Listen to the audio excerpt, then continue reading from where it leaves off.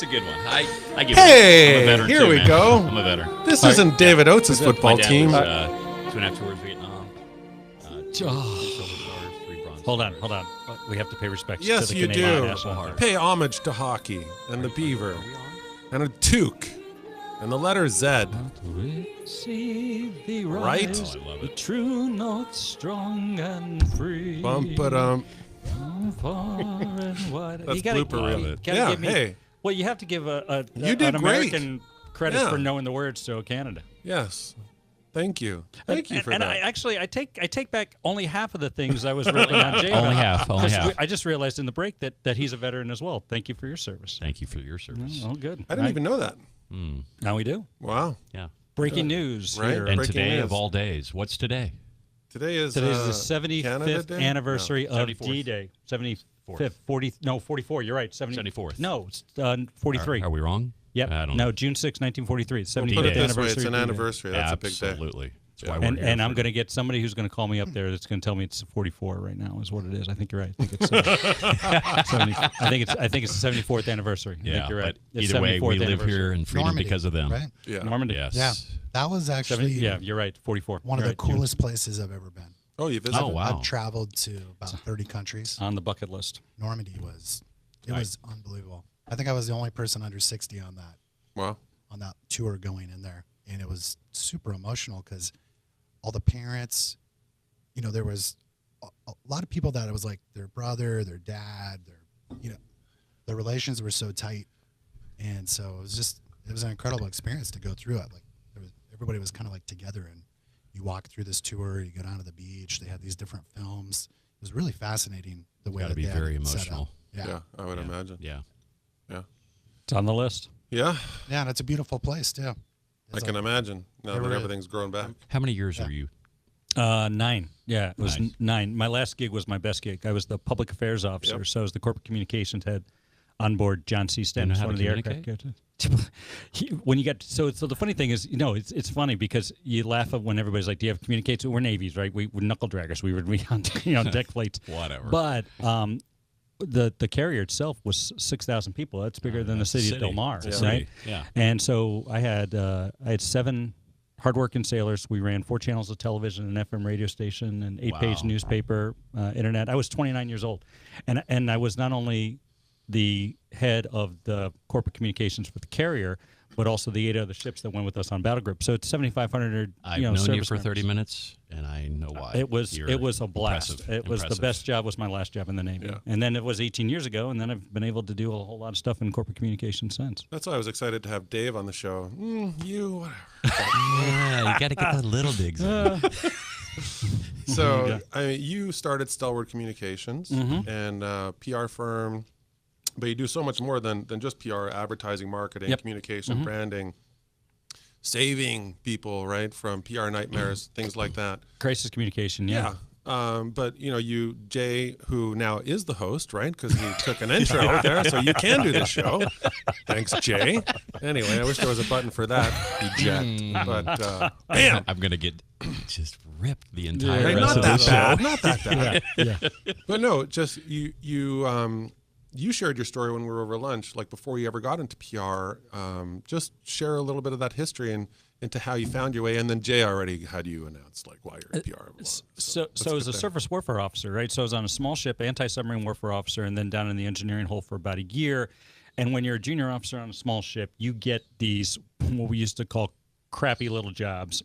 We called them something else, obviously. And Facebook Live, we'll hear about it afterwards. Exactly. Darn. But right. Darn. But it one of them was the public affairs officer, and it was at that moment that you're doing press releases for local newspapers on what the ship's doing. You're doing the tours when you're giving tours to people when you're in ports of call overseas and whatnot, and different things like that. And you get that moment in your life, like you talked about, when you realized insurance was your passion.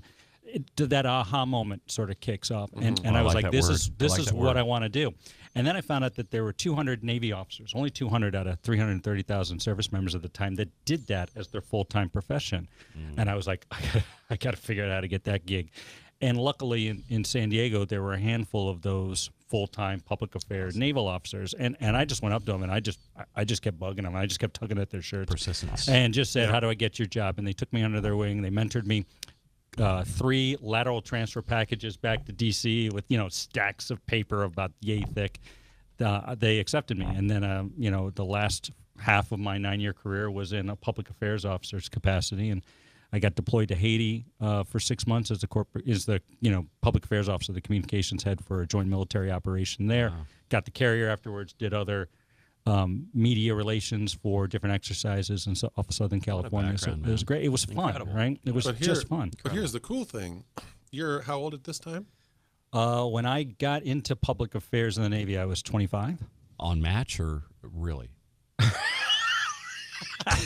Where's the button for that? That should have been so no, match was about 21 because I was I started dating my wife at 23, and so 25. So I was pretty much off the market when I was there. Right, but Nice. the reason I Love you, honey. Mean it. yeah, he really does. He has a picture of you. It's on Facebook Live right now.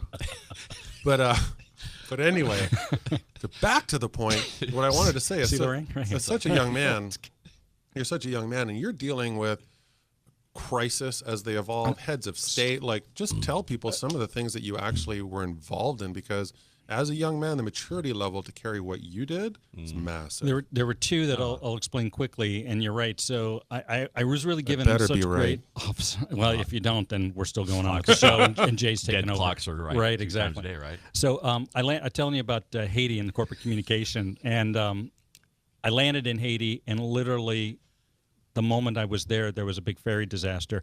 There was a civilian ferry overloaded, 300 people capsized, and everybody perished. Oh wow! We were after 5 days of some political channels were the essentially on-scene commander for the rescue, because Haiti doesn't have the infrastructure to do that.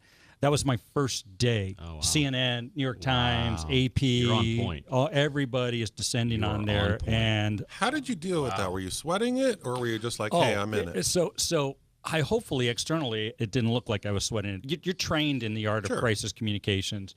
You know what messages you need to say. You know what you can say. You know really what you can't say, and it really comes down to butterflies. I was scared to death. I was 27 years old, and I've got seasoned reporters with cameras just, literally on the beach interviewing me. But the Navy does a really good job of training me, even in the cases of crisis communication. So I had that at the ready. And, you do a couple of these at the age of 27, you start getting the hang of it. Going to the carrier, we had a couple of unfortunate instances with accidents on board. A couple of sailors had lost limbs. We had an aircraft that crashed into the ocean while we were on deployment.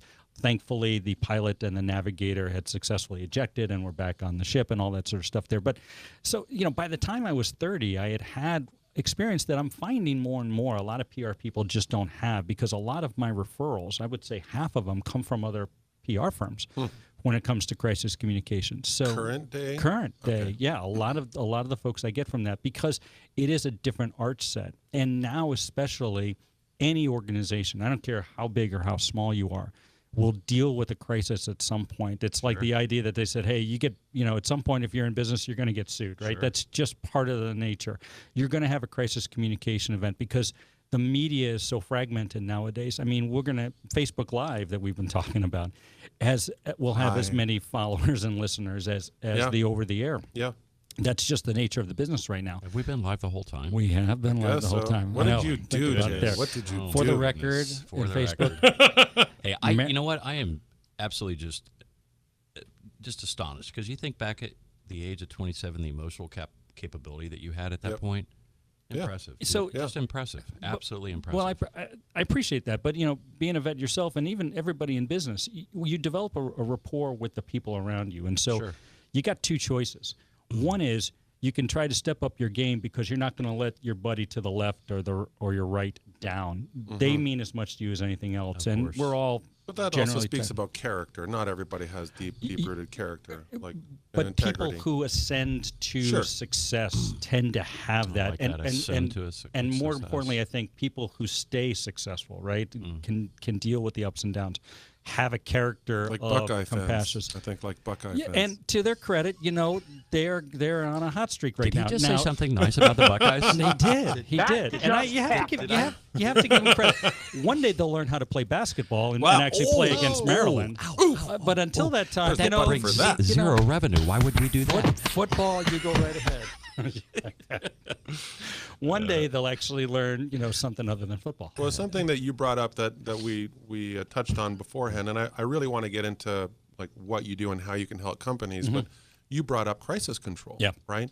So we have a couple of minutes before we're going to go to break, and we'll carry over when we come back after commercial. But please touch on that, how people are generally finding you, and why they shouldn't wait that long. So I'll give you an example. About the time you get something that seems to be brewing, you may get a one-off comment. You may get a couple of issues that come in through an email or social media or Facebook. You sort of used to dismiss those. Maybe they're taking exception to your product, your service, your offering, something that they saw. You need to start thinking about, what are you going to do if this thing blows up? If this thing starts to go viral, if you get video posting, if the media starts calling you, that's the time to at least talk to somebody about, what do I need to say? When do I need to say it? And to whom do I need to say it? And more importantly, what channels you're supposed to use. Old crisis communications used to focus on media. You got to focus on social media, your employees, your customers, your partners, your investors, and though they need to be your primary audience.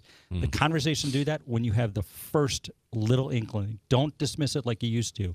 Start thinking about it. Start talking to somebody. Because it's instantaneous communication. It can go like wildfire, and it has, and that's why any organization now is at risk. Do you become the voice piece? Like, do you talk for them? I can. The better part is for me to train somebody else to do so, because when you bring in a PR expert, a crisis communication expert at the last minute, sometimes it has the opposite effect where people say, oh, you're bringing in a mouthpiece. Right. Interesting. You see that a lot with organizations. If I've been working with them for a time, though, if you can say, look, this person has been the corporate communications person on our staff for the last 6 months to a year, stepping into that role may make more sense because there's a credibility, there's street cred. But if it's something where I've got last minute, I want to train somebody else to do that. Perfect. Well, we're going to be back with more of what David Oates does in the marketing, PR, and damage control world. And please stick around. Come back. I'm Stephen Wener of EXP, Whissel Realty, 1170 AM, The Answer.